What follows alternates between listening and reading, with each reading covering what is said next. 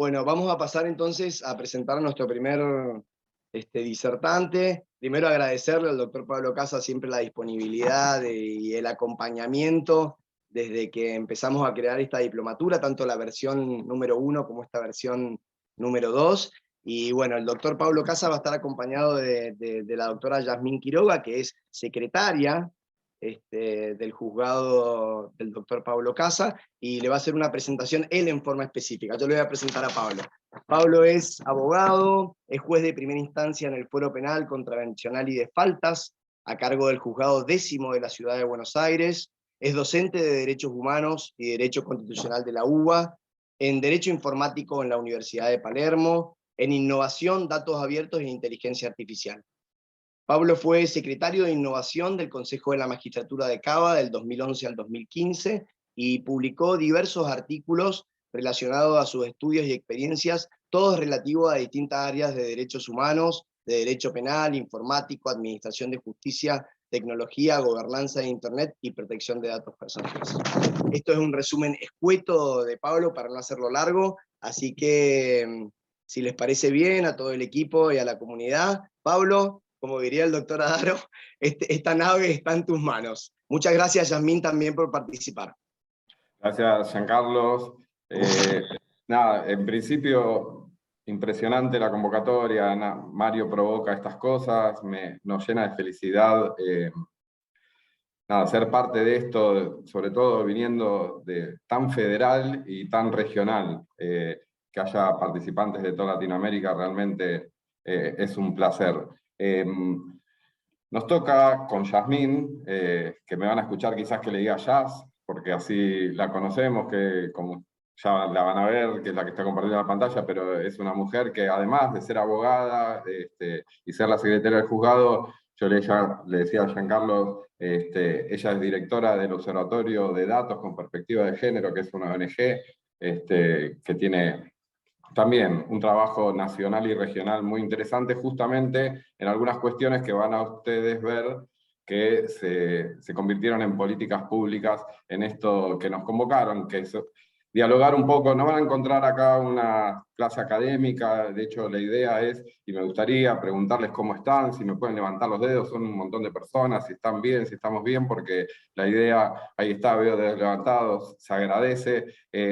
Yo un poco de contexto les voy a dar desde donde les venimos a hablar y a contar nuestra experiencia, que no es otra cosa que eso, es una planificación, fueron ideas y animarnos. ¿Animarnos a qué? A romper con la normalidad que venía impuesta en la sede judicial. En la Argentina, los juzgados, tenemos una parte de gestión judicial que quizás no es así en todas las provincias, quizás no es así en la región, en los distintos países de la región, pero en la Ciudad de Buenos Aires, donde nos toca la función judicial, tenemos una parte de gestión. ¿Qué quiere decir esto? Que hay una parte administrativa, que tenemos un equipo donde somos 11 personas, que tenemos justamente eso, aplicar políticas de gestión judicial. Más allá de la función jurisdiccional, no vengo acá a hablarles de la función jurisdiccional netamente, pero sí de cómo entendemos con la función judicial como una política pública en general.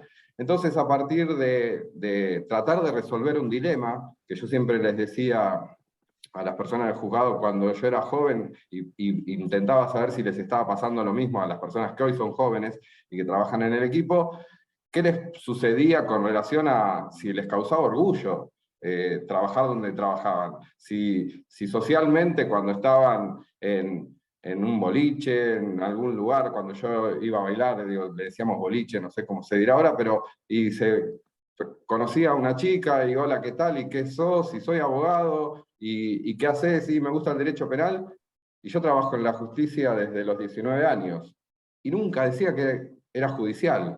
O sea, había una carga tan negativa de lo que sentíamos de la confianza que hay en la comunidad respecto de nuestros trabajos. En la Argentina el primer peso que tenemos que sobrepasar es el no pago de ganancias, ¿no? Digamos, como un desequilibrio que empieza a aparecer frente a otro tipo de actividades, pero a partir de ahí lo que sabemos, o por lo menos lo que reflejan, esto ya lo compartimos en toda la región, cualquier encuesta que mida la satisfacción del Poder Judicial en la comunidad.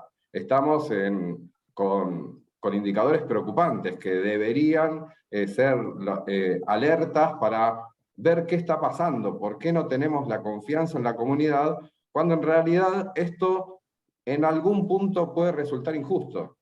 Porque yo conozco infinidad de personas que trabajamos en los poderes judiciales que lo hacemos con vocación, de la mejor manera posible, que tramitamos un montón de casos, y esos casos resultan ser conflictos de que se dan en la comunidad, y que lo cierto es que no somos Comodoro Pi, que es lo que gana, digamos, los portales, las noticias, y lo que genera muchas veces esa percepción, que eso es muy injusto con las justicias locales, ¿sí? Como es mi caso, como es el caso de Ariel, como es el caso de Mario, donde quizás tenemos otras realidades, pero que no logramos penetrar como noticia de que estamos haciendo algunas cosas bien. Entonces nos pusimos a ver qué era lo que a qué podíamos echar mano para resolver este dilema y empezar a estar orgullosos y orgullosas de lo que estábamos haciendo, y nos topamos con que allá por el año 2008 Barack Obama tuvo una idea de hacer una alianza global e imponer gobiernos abiertos, ¿sí? Y trajo un montón de principios que vienen de la mano, y por eso esta diplomatura viene de la mano de la disrupción de la tecnología y la modificación que hizo en la interrelación comunitaria, la aparición de redes sociales. Obama se da cuenta, lee eso y dice, bueno, a ver, empecemos a pensar cómo podemos trasladar determinados principios hacia las políticas públicas que modifiquen esto. ¿Qué tenemos que garantizar? Bueno, ahí los ven un poco desordenados, esos son un poco los principios que rigen a lo que se conocía como gobierno abierto, que hoy se habla de Estado abierto, porque esto implica a los tres poderes, el Poder Judicial como sujeto pasivo también de la rendición de cuentas en cualquier ley de acceso a la información pública. Cuando se denominan los sujetos pasivos, esto en toda la región es así, el Poder Judicial no escapa a ello. No tenemos una práctica muy digamos, desarrollada de qué significa abrirnos a la sociedad y rendir cuentas.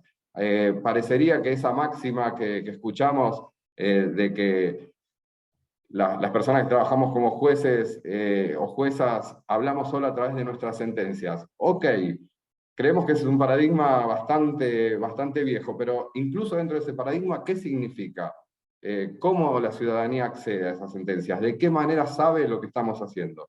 Y bueno, fue con eso entonces que intentamos esas ideas, plasmarlas en una planificación, que fue hace lejos, digamos ya hace más de 6 años, donde empezamos a imaginarnos qué tipo de juzgado queríamos y qué era lo que teníamos a mano para poder aprovechar. Y así fue que nos topamos con una realidad que existían las redes sociales.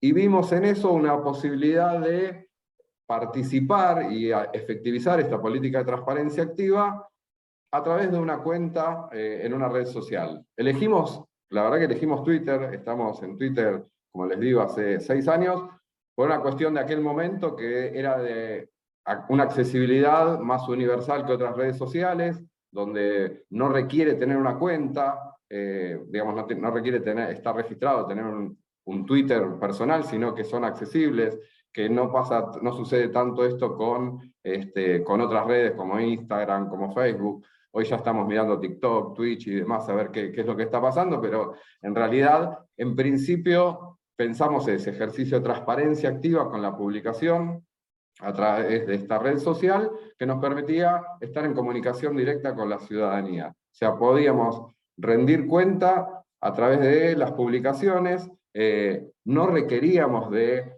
ninguna inversión, más allá de el trabajo que lleva, digamos, lo que se conoce como Community Manager, que lo hicimos personas del juzgado, Jazz particularmente, donde nos animamos a empezar a mostrar qué era lo que estábamos haciendo.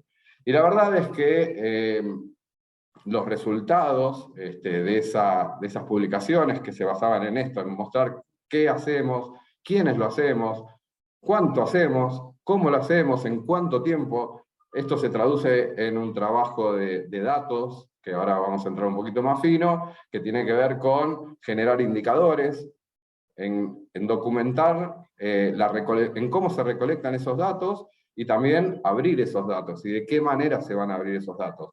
Ahí elegimos poner algunos de los indicadores numéricos, digamos, que nos están dando esta participación, este alcance que estamos teniendo, donde llevamos publicadas ya más de 2000 audiencias, donde también, me adelanto, pero fue un canal digamos, que resultó muy útil en términos de la participación de las personas en las audiencias orales y públicas, que cuando, digamos, no existía este canal, no había chance de conocer ni dónde ni cuándo se iban a realizar. Tenemos más de 5 millones de impresiones. Si alguien sabe lo que son las impresiones, es la cantidad de veces que pasamos por una pantalla.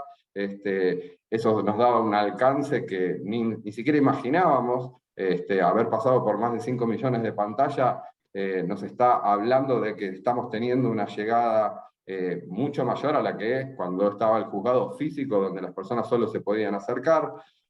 Bueno, hicimos más de 5.000 publicaciones, y siempre remarcamos la cantidad, que son más de 130.000 visitas al perfil, porque en el perfil está incrustado un link que nos va a llevar a la apertura total del juzgado, o sea, a una base de datos, digamos, abierta, que ahora vamos a explicarles un poquito de qué se trata.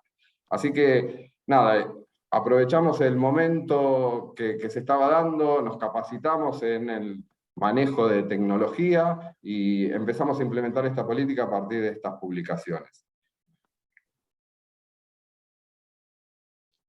Y bueno, Pablo me spoileó un poquito de mi parte en esto de cuando nos pusimos a pensar, en realidad cuando Pablo tuvo la idea, fue justo cuando a mí me tocó ingresar al juzgado, cuando tuve la suerte de entrar acá al juzgado 10, que lo primero que me dijo fue, che, mirá, yo tengo la idea de empezar a publicar lo que hacemos en el juzgado y lo vamos a hacer a través de Twitter. Justo en ese momento Twitter quizás no era lo que es ahora, o sea, no se utilizaba tanto, sí que las personas que, como Pablo dice, éramos jóvenes y teníamos un mejor manejo de redes, quizás no la conocíamos en profundidad. Y no solo eso, sino que también tuvimos que aprender a utilizar un montón de otras herramientas tecnológicas, que ahora les voy a ir contando cuáles fueron las que en definitiva nos ayudaron a poder lograr esto de compartir la actividad o el trabajo en realidad que realizábamos nosotros todos los días. Y empezamos a pensar, bueno, esto de qué vamos a publicar en nuestra cuenta de Twitter, ¿no? Estos datos abiertos, que son datos abiertos no estructurados. Esto quiere decir que son datos que no están, como dijo Pablo, en una base de datos, como por ejemplo las sentencias. Lo que hacemos es publicar diariamente los casos que Pablo tiene que decidir, las decisiones finales que toma Pablo en cada uno de sus casos, las publicamos en un formato abierto, es decir que no necesitamos de ningún software para poder ingresar a esas sentencias.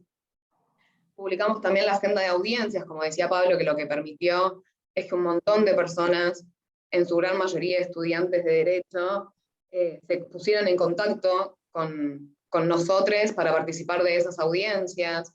Publicamos también lo que son los CVs de cada una de las personas que trabajan en el juzgado para que nos conozcan y sepan en definitiva quiénes somos, además de publicar distintas actividades de las que participamos, desde charlas, presentaciones de libros, de artículos y demás.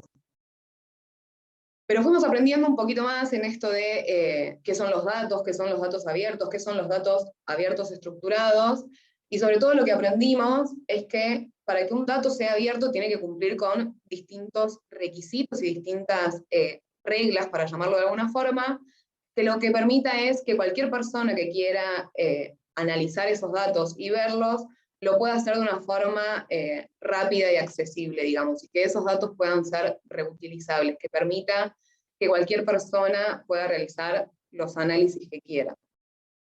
Y ahí aprendimos que para que estos datos sean abiertos y que puedan ser analizados por cualquier persona que así lo quiera hacer, necesitaban tener cierta estructura.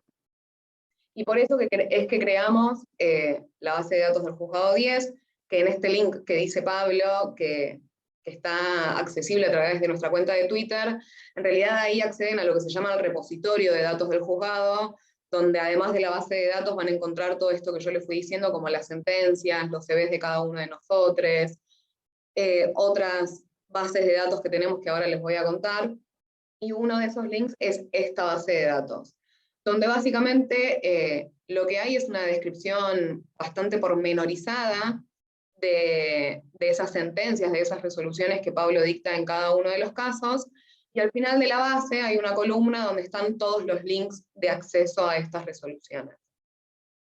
Allá por el año, ya con el tema de la pandemia un poco me perdí con los años, pero si no me equivoco fue en el año 2020, con Pablo participamos de un evento donde nos invitaron, un evento presencial, fue el último antes de la pandemia, donde nos invitaron a hablar justamente de datos y género.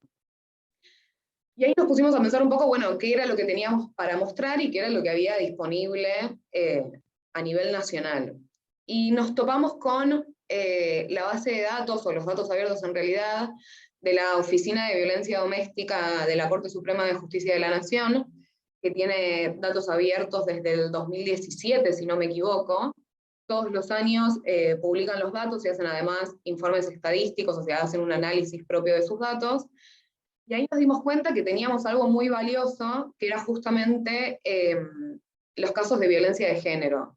Poder mostrar cómo se resolvía y qué era lo que sucedía con los casos de violencia de género.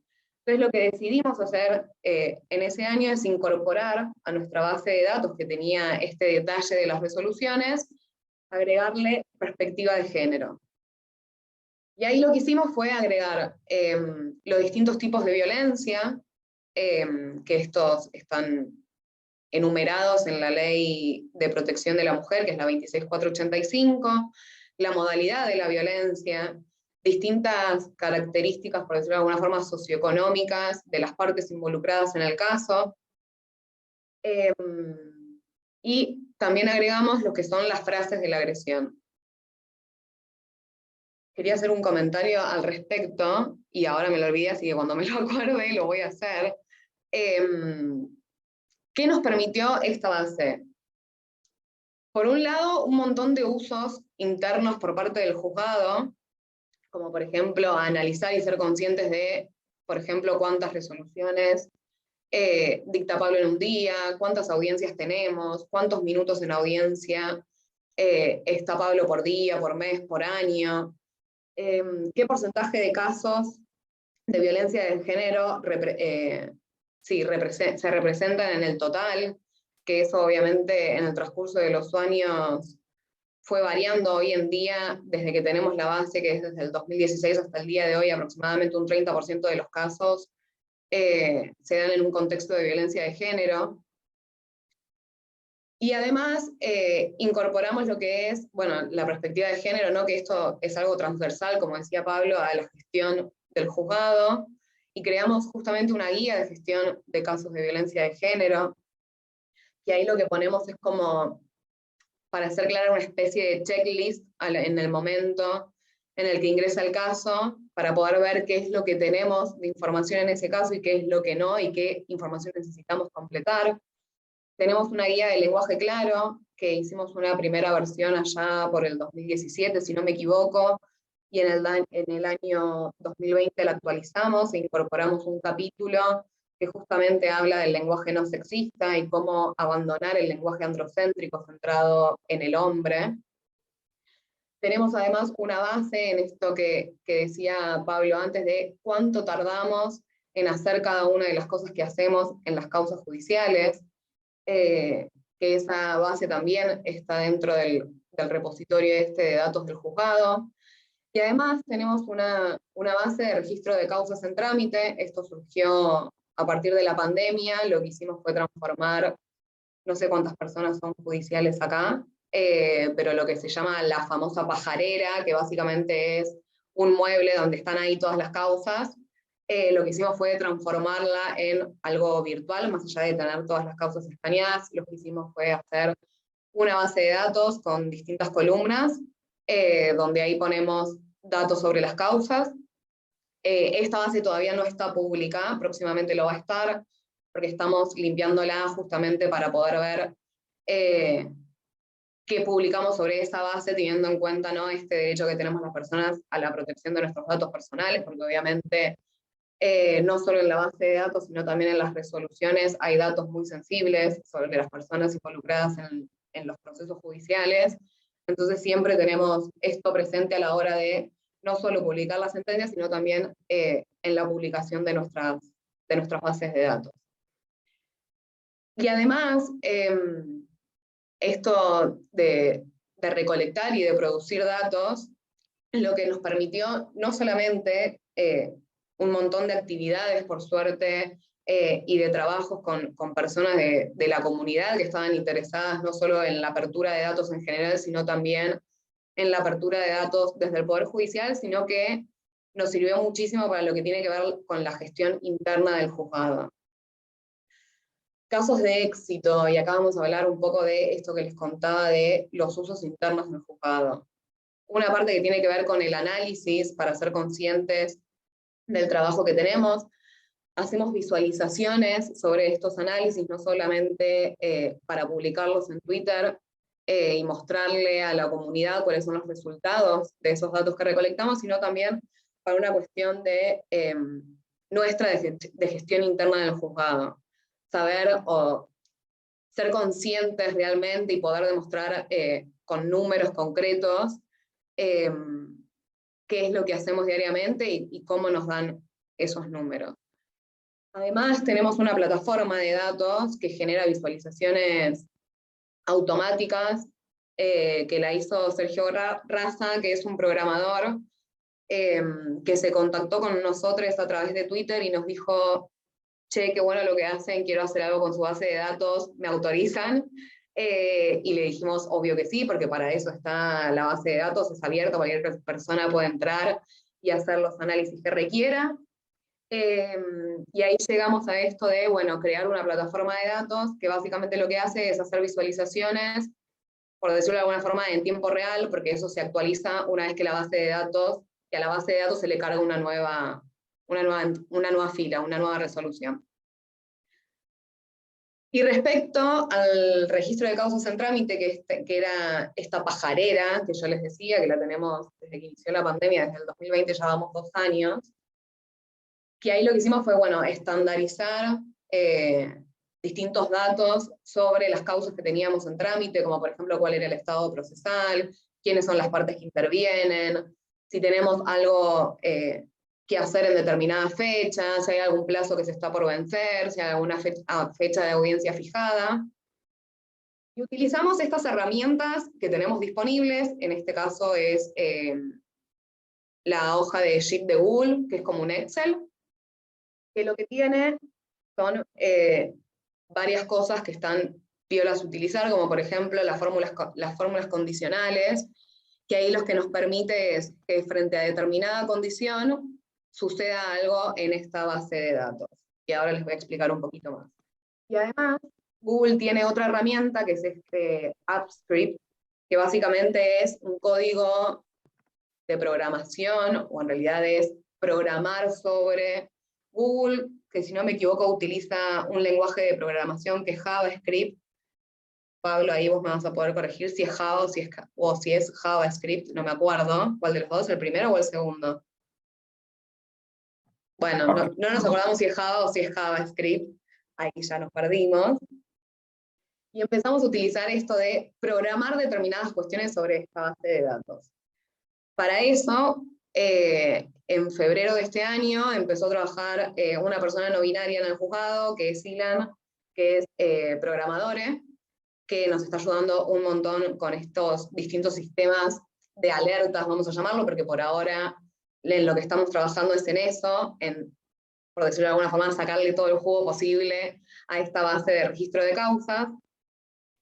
Lo primero que les contaba era esto de las fórmulas condicionales, que frente a determinada situación se generen alertas, y esas alertas las generamos a través de colores para que nos genere impacto en la base de datos. Además de que, bueno, tiene 1000 opciones el Google Sheet, como por ejemplo ir filtrando por determinadas condiciones y demás. Pero lo que hizo Ilan fue generar distintos tipos de alerta, en función de los requerimientos que íbamos teniendo, y también de las distintas situaciones que iban sucediendo en el juzgado, que nos dábamos cuenta que, bueno, nos servía que nos generara una alerta por fuera de esta base de datos. Hoy en día en el juzgado nos comunicamos a través de una aplicación que se llama Slack, no sé si la conocen, que es un lugar en el que vos podés crear distintos canales de comunicación con tu equipo de trabajo. Y lo que hicimos fue que estas alertas que generó Ilan a través del código, que se puede ver, por ejemplo, ahora en pantalla, te genera un mensaje automático en este Slack. Entonces me avisa a mí, por ejemplo, o a Antonella, que es la otra secretaria, que está sucediendo determinada cosa. Por ejemplo, que se venció una vista, que alguien tenía que contestar, o que tenemos una audiencia en 2 días sobre determinado tema, y así sucesivamente. Y ahora, dale. Ahí, no, nada, si querés dejar de compartir un cachito, así nos vemos, les veo más caras, no van a entrar las 407 personas, pero veo ahí, gracias a quienes tienen la cámara, que pueden tener la cámara encendida. Pues con Jazz ahí nos propusimos darnos un espacio previo a poder calentar el agua al mate, que va a ser en unos minutos, pero fui leyendo algunas de las preguntas. Hasta el momento, nada, es eso, tratar de compactar, como les dije al principio, una experiencia, que es nuestra experiencia, que como ven es pensar por fuera de lo tradicional. En nuestro juzgado era un juzgado totalmente digital previo a la pandemia, sí habíamos logrado eso, habíamos logrado tener un juzgado totalmente digitalizado, y eso hizo, como contó Jazz no lo dijo y yo tampoco lo omití al momento de presentarla, ella es analista de datos también, o sea, se graduó en Digital House como analista de datos, o sea, nos fuimos capacitando para poder entender y cómo hacer para que todo esto sea mucho más eficiente y podamos mostrar indicadores en tiempos de resolución, por ejemplo, que hoy las medidas de protección en casos de violencia de género las estamos dictando en un promedio de 4 horas. ¿Sí? Y esto ustedes es trazable, o sea, toda la información que les estamos bombardeando con esto se puede ver de dónde sale y la pueden reanalizar. Obviamente que está abierto, que pueden acceder, después les vamos a ir dando los links, digamos, le vamos a hacer un compilado de links para que puedan ir directo a lo que les interese, tanto la guía de manejo de casos de violencia como la de lenguaje claro, que la de lenguaje claro voy a hacer una aclaración, tuvimos el honor, digamos, Ariel que está ahí escuchando y además que después va a participar, digamos, que tomaron esa guía que estaba abierta sin que nosotros sepamos, sin que no nos conozcamos, y fue, digamos, contagiando a otras áreas e instituciones públicas, y tuvieron la enorme grandeza en el Tribunal de Ariel de citarlo incluso como fuente, digamos, de una resolución importante que adoptó la Corte ahí en Formosa. La verdad es que es eso, sentimos que encontramos una forma de abrirnos a la participación donde todo esto que venimos contando de aplicación de tecnología, que le mostramos un poco de código, que como dijo Jazz, estamos incluso programando ya in-house o en el juzgado, porque lo está haciendo Ilan, que es programador y que del discurso, digamos, o del lenguaje androcéntrico o el abandono, digamos, nos estamos acostumbrando al lenguaje inclusivo porque tuvimos la necesidad, ¿sí? Entró una persona a trabajar que se percibe no binaria, y nos pidió que si podíamos, usásemos el lenguaje inclusivo para referirnos a ellos. Una cuestión de derechos humanos, ¿no? Una cuestión ineludible para nosotros en el juzgado. Nosotros nunca habíamos usado el lenguaje inclusivo, porque nunca nos había sido una necesidad requerida por una persona. Ninguna persona usuaria, ninguna persona de nuestro equipo lo era, y nosotros hoy sí tenemos una persona que se percibe de esa forma, y nos obligó a tener que adaptarnos, digamos, al respeto, como, digamos, en nuestra Constitución y las leyes le garantizan. Por eso, ahí alguien, sé que dijo que quería hacer una pregunta, no sé si querés abrir el micrófono, Giancarlo, si le permitimos, abrir el micrófono a quien hizo una pregunta, al que puso what the fuck, digamos, también, si querés, Pablo, tomar el micrófono y explicar, digamos, básicamente tu expresión, que no parece muy acorde a lo que está sucediendo, pero te invito, Pablo Sandoval, a que tomes el micrófono y que podamos debatir cualquier cosa.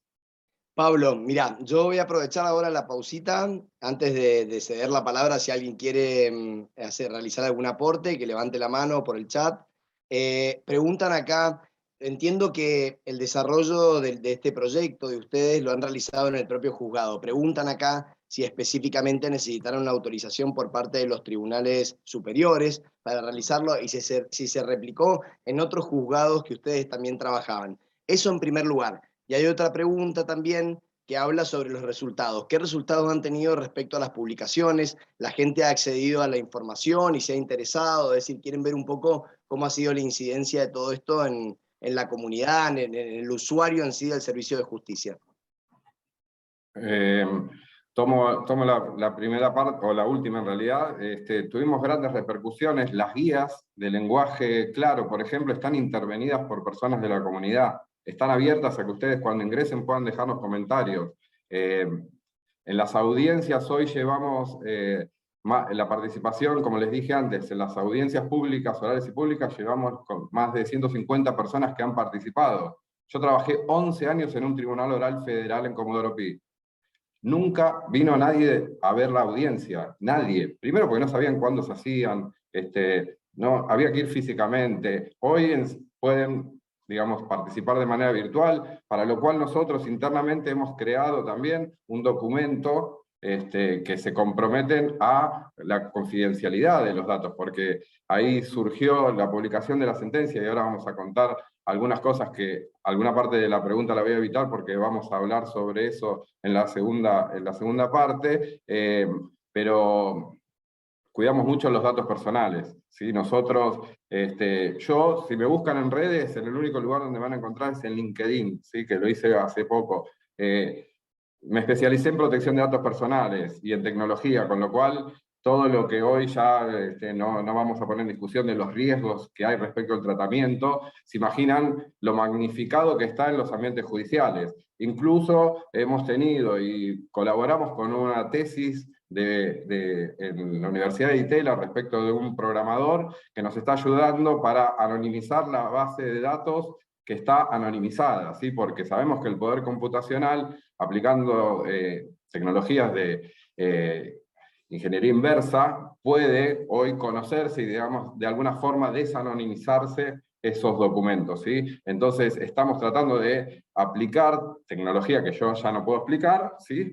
Pero que le mete ruido a la base para que sí, modificar los resultados que pueden darle el análisis de esos datos, pero haciendo mucho más dificultosa la desanonimización de esa información. Perfecto. Otra vez, respecto a la autorización, ahí justo esta semana lamentablemente salió una acordada en Tucumán. Nosotros lo estudiamos que por estar dentro de la reglamentación del Consejo de la Magistratura de la Ciudad de Buenos Aires, teníamos lugar para realizar esto. En la justicia nacional puede resultar opinable. La Corte Suprema de Justicia sacó una acordada hace mucho tiempo cuando creó el Centro de Información Judicial, que a mi modo de ver centralizó de una manera poco democrática en la utilización de la posibilidad de comunicar la actividad jurisdiccional. Yo entiendo que eso, digamos, se ve tensionado con el principio de transparencia activa al que estamos obligados a implementar todos los organismos públicos. Otra vez vuelvo a la Ley de Acceso a la Información Pública, el artículo 15 habla del principio de transparencia activa. Esto es que tenemos que buscar la mayor cantidad de formas posibles para transparentar y rendir cuentas a la ciudadanía. Así que entiendo que cualquier restricción que haya en eso, obviamente que estamos abiertos a todo tipo de crítica, de mejora, de que nos podemos equivocar, pero la verdad es que estando pensando permanentemente en no solo en poder rendir cuentas, sino en la protección de los datos, en la protección de las personas. No nos interesa yo tenía que rendir cuenta de las razones por las cuales yo decidía tal o cual cosa, pero no le interesaba a la comunidad quiénes eran las personas que estaban en ese conflicto. Entonces, lo anonimizamos, ¿sí? En principio, y eso ya va a venir en la segunda parte, ¿cómo lo anonimizamos? ¿Sí? Al principio con Liquid Paper, y hoy estamos un poquito más tecnologizados. Pero no sé si alguien más quiere hacer algún comentario, alguna pregunta, porque mi idea era que calentemos el agua para el mate, que nos levantemos a la silla, que tomemos un poco de agua y que en 3-4 minutos nos volvamos a ver y que podamos continuar con la última parte. Y me interesa otra vez, seguro se me perdió alguna de las participaciones, pero estoy abierto porque sabemos, y además nos interesa muchísimo, la parte sobre todo que tiene que ver, cuando Yasmín habló y le damos este volumen al género, digamos, a las cuestiones de géneros, es por varias circunstancias. Una, porque estamos obligados a la aplicación de perspectiva de géneros desde nuestra función. Segundo, porque también, como contó Yasmín, más del 30% de nuestro trabajo están involucrados casos de violencia de género, con lo cual la dinámica y la gestión de esas políticas son muy particulares, y por convencimientos personales que tenemos acerca de lo beneficioso que trajo las luchas feministas en la discusión de las nuevas conformaciones comunitarias. Pero otra vez, así que nos interesa que podamos discutir. Pablo, si te parece y le parece a la comunidad, si querés hacemos la pausita son 3 minutos nada más, para que, como dice Pablo, para que calienten el agua, y tengo ya varias preguntas relevadas que preguntan específicamente sobre cómo lo han trabajado el proyecto. Yo creo que el interés está en poder ver cómo lo han trabajado para poderlo también replicar, ¿no? Obvio. Así que, si les parece, damos 3 minutitos de pausa, Vivi, Robert, y volvemos en un toque y ya les realizamos todas las preguntas. Pablo, yo te hago un resumen solamente de algunas preguntas que he visto, o sea, tratando de armonizarlas y homogeneizarlas para hacerte una pregunta. Me parece que el interés va puntualmente a 2 puntos. Uno, el tema de que si han previsto la accesibilidad para personas con discapacidad en todo esto, que me parece que está bueno profundizar un poco ese tema. Y segundo, si ustedes han trabajado esto con oficinas de prensa, tienen gente experta en comunicación, o utilizan los mismos empleados de cada juzgado, es decir, ¿cómo lo han desarrollado? Bien, ahí, porque aparte la vi la pregunta, nosotros tenemos la misma planta de personal que el juzgado 9, que el 8, el 7, o sea, no tenemos personas de más. Hicimos eso, nos convencimos acerca de la necesidad de capacitarnos, y dentro de las capacitaciones, primero dentro del equipo hay una persona con discapacidad, o sea que ya el tema de discapacidad la tenemos incluida también dentro del equipo del juzgado. Una de las personas se está capacitando justamente en el desarrollo de páginas web accesibles, ¿sí? Nosotros utilizamos por ahora los métodos de accesibilidad que nos da Twitter, que digamos que deja con el alt explicar un poco las imágenes. Nosotros, una de las primeras cosas, por ejemplo, hoy yo tuve una audiencia con una persona hipacúsica, donde utilizamos el poder que ya tiene la tecnología, y donde la persona estaba en vivo, pero se transmitió la audiencia con el subtítulo, digamos, genera subtítulos, ya las herramientas como Zoom y demás. Vamos tomando lo que vamos pudiendo y vamos implementándolo. Obviamente que también adaptamos el lenguaje, cuando hablamos de lenguaje claro, por ejemplo, respecto de las personas a las que nos vamos a dirigir, ya sean, por ejemplo, yo soy de enviar mensajes a las personas involucradas, particularizándolo, viendo el nivel de comprensión que puedan tener esas personas y adaptándolo.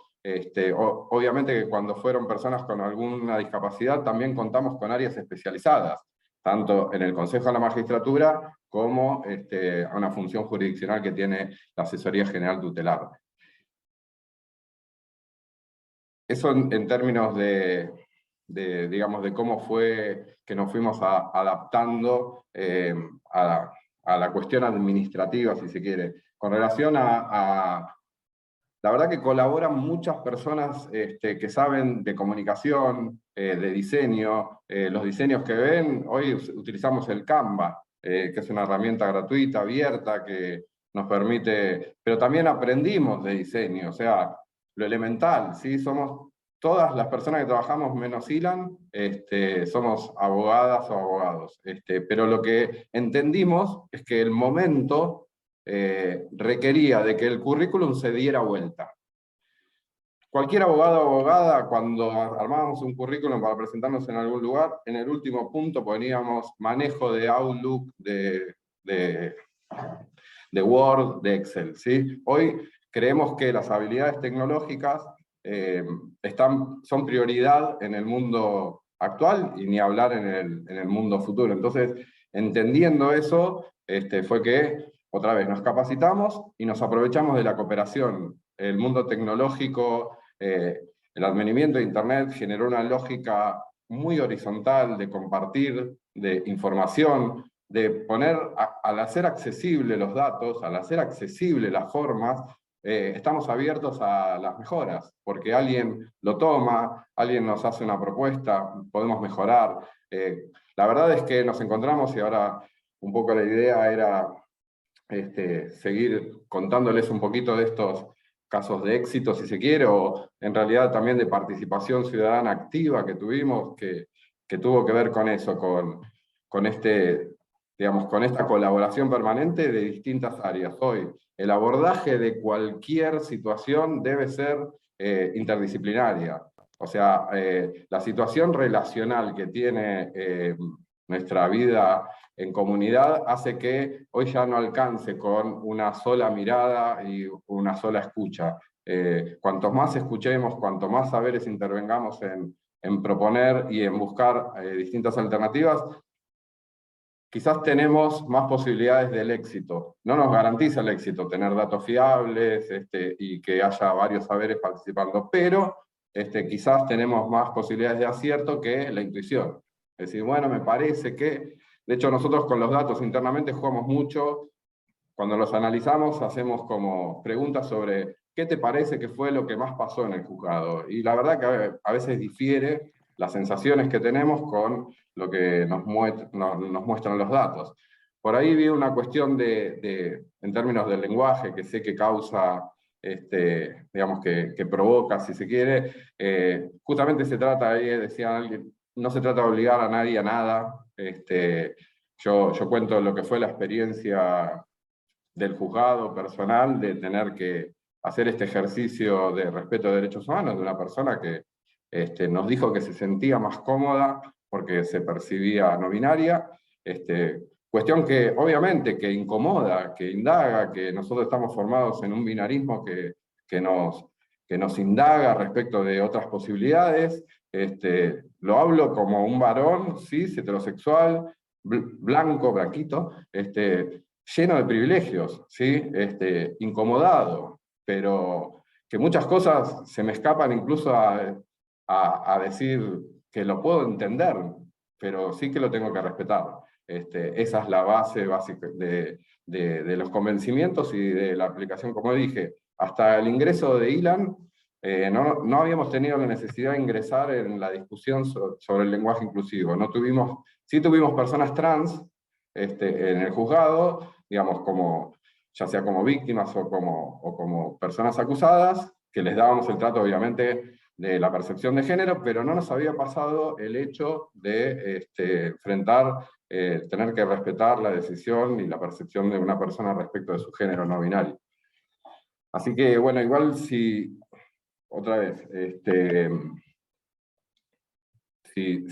decime si pasa algo, pero voy a avanzar sobre la segunda. Vos tenés al tanto de lo que va pasando en el chat, voy a compartir ahí la pantalla y vamos a avanzar si puedo, si me sale. A ver, acá estamos. Perfecto, Pablo. Bueno, habíamos dejado acá, les habíamos contado un poco de los usos que habíamos encontrado, y les voy a contar también, así como rapidito, para dejar un lugar después para que abramos a discusión y sigamos discutiendo, sobre inteligencia artificial. ODESLA es una ONG que son científicos de datos particularmente, que participaron sobre la investigación de la base de datos. La verdad que se pensaba llegar a un algoritmo que nos ayudase en alguna cuestión de género, pero nos topamos con muchísimos problemas en el medio, y lo que permitió fue limpiar la base de datos, estructurar los datos de una manera que sean útiles para la utilización de algoritmos, ¿sí? Otra vez, esos datos no estaban tan limpios como estas tecnologías requerían, y nos ayudaron en este proceso a poder tener hoy una base mucho más útiles en términos de búsquedas de aplicación de tecnología. Lo mismo hizo Tecal, que es una empresa argentina, creo que Sebastián Acevedo anda dando vueltas por esta diplomatura, si no lo conocen lo van a conocer, es un joven argentino que tiene un emprendimiento que está incubado en Harvard, en el MIT, él es investigador de esas dos universidades. Hicieron también un análisis, ellos lograron un prototipo de predicción de tipos de violencia de género conforme a la definición de la ley 26.485, basada en nuestros datos, con interesantes aciertos, pero también con muchísimas complejidades. La cooperativa Canva es una cooperativa acá argentina, que también digamos, está dedicada justamente al trabajo de software, y ellos presentaron un proyecto que fue financiado por el Banco Interamericano de Desarrollo, en el cual nos permitió que hoy les podamos decir que esa anonimización de los datos personales de las sentencias lo estamos haciendo a través de un algoritmo de inteligencia artificial.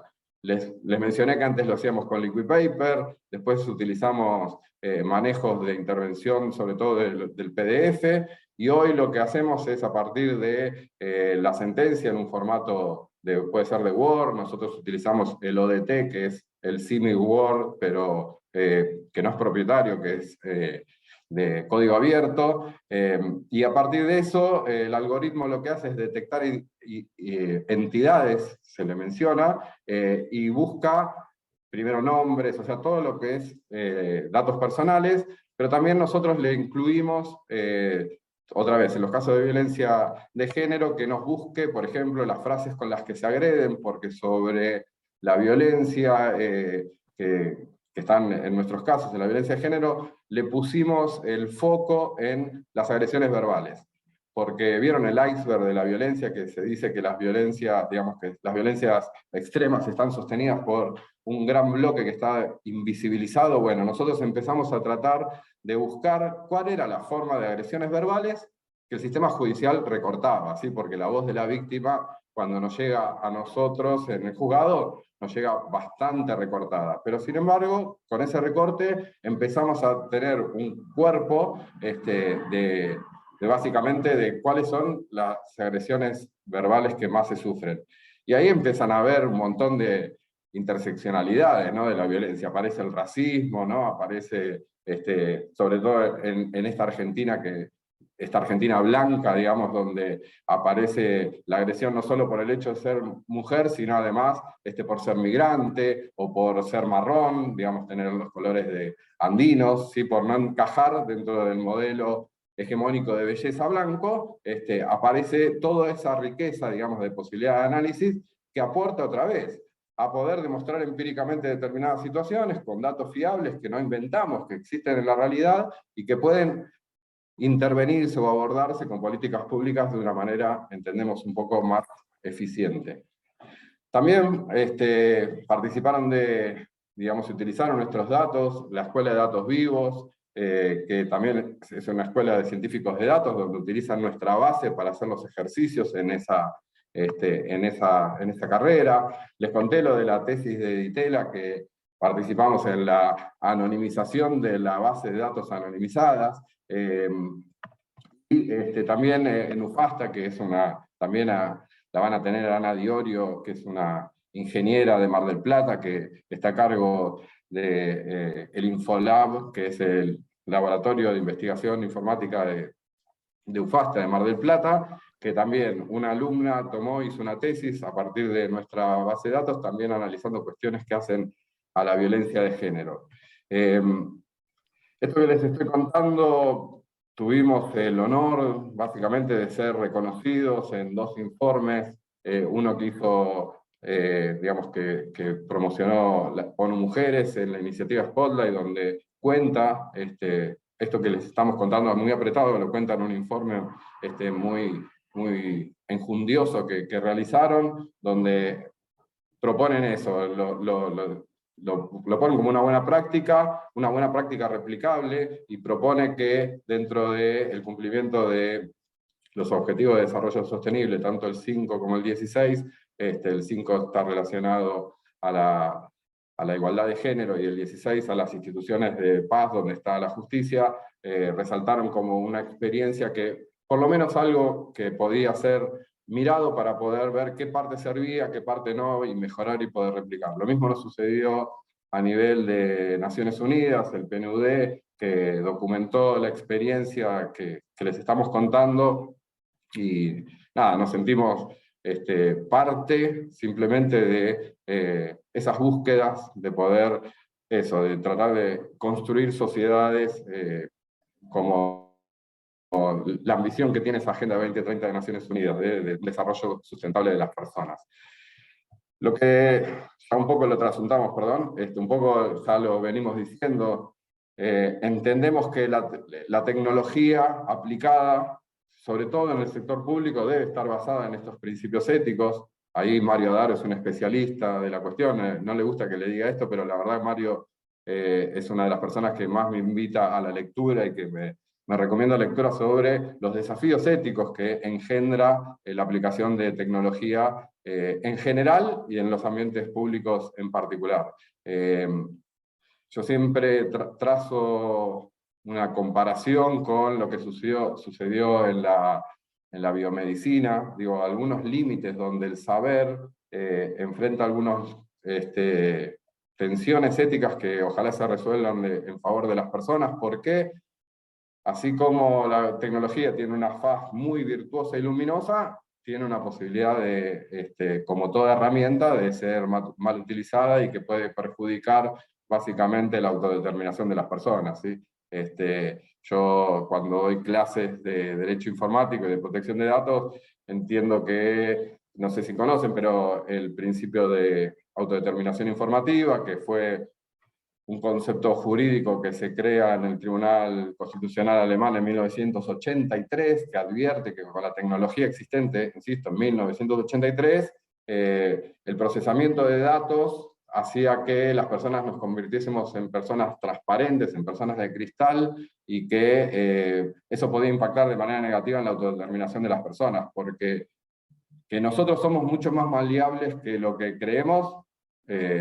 No sé si vieron Mad Men o si alguien estudió cuestiones que hacen a la psicología y a la aplicación de determinadas conductas en términos de masificación, de cuando nos movemos socialmente, y también no sé si alguna vez escucharon algo de ingeniería social, que básicamente es la falla que le provocamos nosotros a los sistemas informáticos, que la gente de seguridad informática se rompe el cráneo viendo cómo hacer los sistemas más robustos, y lo más fácil es que la persona responsable en algún momento se la hackee socialmente y que entregue las credenciales, ¿no? Como lamentablemente hoy nos pasa en muchísimos fraudes informáticos, que somos las propias personas que caemos en trampas, ¿sí?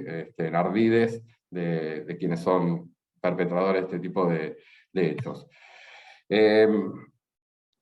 Salimos de digamos, en realidad estamos basados en estos convencimientos de que el uso de los datos trae beneficios, ya lo fuimos viendo, algunos de estos que están relatados en la filmina, es virtuoso. Entendemos que si yo les digo que los datos son el petróleo de la era, digamos, no les estoy diciendo nada que no hayan escuchado. Que el valor incluso monetario que pueden llegar a tener los datos hoy, tampoco. Si agarran la revista Forbes, además de corroborar que los tenedores de las máximas riquezas son varones, van a poder ver que se modificó y hoy son personas que tienen que ver con la tecnología y con la tenencia de datos, ¿sí? Entonces, no entender esto desde el sector público, que hay una oportunidad, que éramos previo al advenimiento de las tecnologías y que nosotros entregáramos masivamente nuestros datos personales a cambio de la gratuidad de las aplicaciones.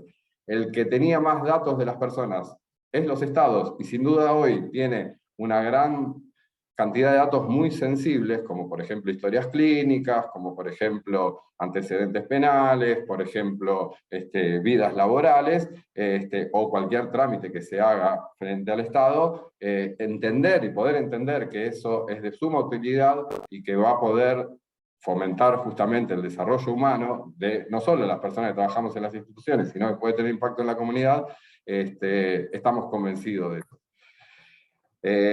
Justamente, esta frase resume un poco lo que les estaba diciendo en relación a los cuidados éticos que hay que tener en cuanto al uso de estas tecnologías, porque nada escapa a esto. Entendemos que la cuestión de la actividad humana, si lo personal es político, ni les cuento los datos de las personas y los datos que son accesibles, que sin duda tienen una consecuencia política, se relacionan con la estructuración de poder comunitaria, y por eso es que tenemos que estar también con un oído en los avances tecnológicos y otro oído en las reglas éticas y en la discusión ética acerca de su utilización. Como un poquito ya para ir cerrando y otra vez abrirnos a debatir un poco, vuelvo a mostrar estos principios que fueron los que les conté que regían esta búsqueda o estas búsquedas que emprendimos en el Juzgado 10, porque ahí no sé si lo llegan a advertir, pero básicamente está lo que nos moviliza.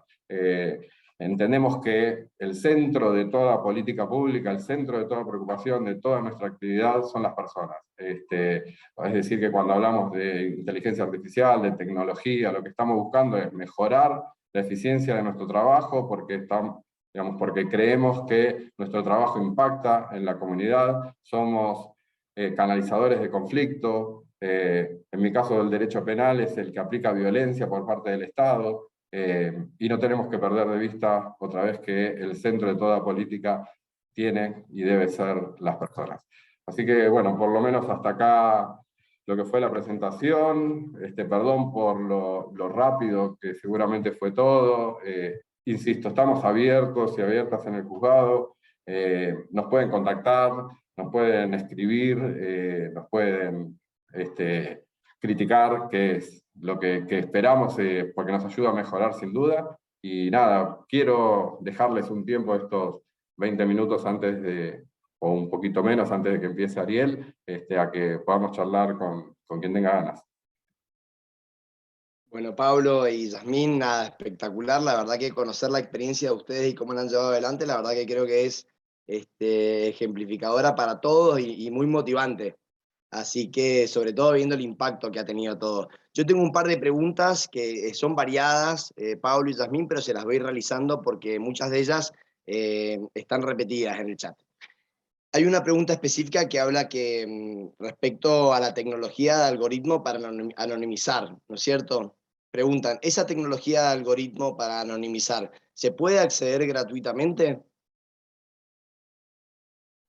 La respuesta es sí, claramente, porque uno de los requisitos que tenía el desarrollo de esa tecnología, y por eso participamos, fue que sea de código abierto, ¿sí? No sé de qué palo viene la persona que preguntó, pero si conocen el GitHub, que es el repositorio de información que usan los programadores y programadoras, está abierto, o sea, se puede bajar, se puede ver, se puede estudiar. La tecnología que utilizó fue de procesamiento de lenguaje natural, ¿sí? Utilizó una librería que se llama Spacy, que está, digamos, que corre es una librería de Python. Sí, nosotros tuvimos que trabajar en la primera etapa que fue el etiquetamiento, que esa etapa de etiquetamiento, que es un etiquetamiento manual que se hace para poder, digamos, enseñarle al algoritmo qué es lo que va a tener que detectar, y ese entrenamiento, por ejemplo, lo hizo otra cooperativa que se llama ALT, ¿sí? Que es una cooperativa de personas trans dedicadas a la tecnología, y está abierto, ¿sí? También les podemos, ahí pasó ya el acceso al GitHub. Fantástico. Bueno, Pablo, con respecto, acá tenemos nuestra amiga Andrea Javerowski, que participó también de la diplomatura del año pasado, y con muy buenos aportes, pregunta específicamente sobre el tema desde el punto de vista de la discapacidad. Y pregunta, dice, ¿en los datos tienen diferenciados los tipos de discapacidad? ¿Tienen casos de personas dentro del espectro autista, ya sea como víctima o como imputados? No, la verdad es que no nos tocó. No nos tocó ni como persona imputada ni como víctima tener que abordar un caso con una persona dentro del espectro autista. La persona que trabaja en el juzgado tiene una discapacidad social, digamos, no está dentro del espectro autista, pero sí tiene una discapacidad social, que nada, está contenida obviamente por los profesionales, y nosotros y nosotras lo que hacemos otra vez es capacitarnos, ¿no? Porque fue todo un desafío también integrar dentro del equipo de trabajo a una persona con esta discapacidad. Dentro del relevamiento, la verdad es que no lo tenemos discriminado, quizás con el algo que nos piden la gente de los programadores y los analistas de datos, es que no haya como columnas vacías. Entonces, hasta que no tenemos el primer dato que nos requiera, digamos, alguna situación, lo cierto es que no llenamos columnas que queden vacías, y seguramente cuando tengamos el relevamiento de esa información, que por ejemplo nos pasó con romper el binarismo en la pregunta acerca del sexo o del género de las personas. Nuestra base hoy rompió ese binarismo a partir digamos, de la implementación de la política de la ley que acaba de cumplir 10 años, de la Ley de Identidad de Género, donde le damos posibilidad a las personas que, si es su deseo, que expresen si su género, digamos, la percepción de género es distinta a la del sexo que tienen asignado en su DNI. Pero no tenemos implementado. Próximamente ojalá les podamos decir que vamos a tener le dicen landing, pero es una página web del juzgado que sea accesible a la mayor cantidad de discapacidades. Fantástico, Pablo. Bueno, yo creo ya que por razones de tiempo en sí, la verdad que la experiencia de ustedes es una maravilla y me parece que nos guía y nos motiva a todos nosotros o a todas aquellas personas de esta comunidad que tienen interés en desarrollar proyectos desde el mismo lugar donde están, ¿no? Y que es posible hacerlo, e inclusive con el mismo personal que está. Yo, Pablo, nada, Yasmín, agradecerles. Ahí lo veo. Sí. Perdón, ya Carlos, ahí lo veo a Carlos que le tiene la mano levantada. Sí, no sé si... ahí le habilitamos el Ahí micrófono. está, Carlos, perfecto. Sí, yo le iba a ceder la palabra ahora, unos minutos, pero antes no quería dejar de agradecerte. Vamos, Carlos.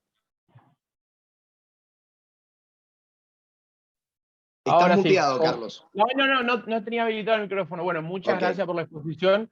La verdad que me enloquecieron. O sea, si bien son muchas cosas que uno ya viene viendo, pero quiero preguntarles por algo un poco más sociológico.